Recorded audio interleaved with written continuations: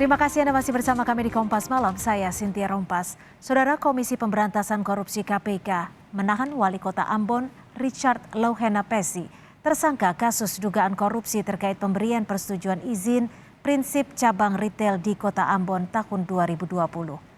Selain Wali Kota Ambon Richard Louhena Pesi, maksud kami, KPK juga menetapkan 2 orang lainnya sebagai tersangka dalam kasus ini, yakni seorang staf tata usaha pimpinan Pemkot Ambon dan seorang pihak swasta. KPK sebelumnya menjemput paksa Richard di salah satu rumah sakit di Jakarta Barat dan membawanya ke Gedung Merah Putih KPK untuk menjalani pemeriksaan.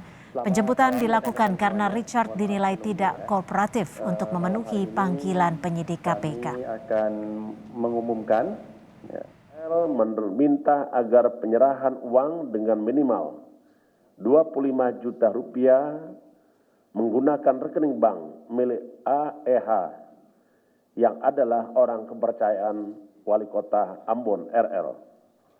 Khusus untuk penerbitan terkait persetujuan prinsip pembangunan untuk 20 gerai usaha retail.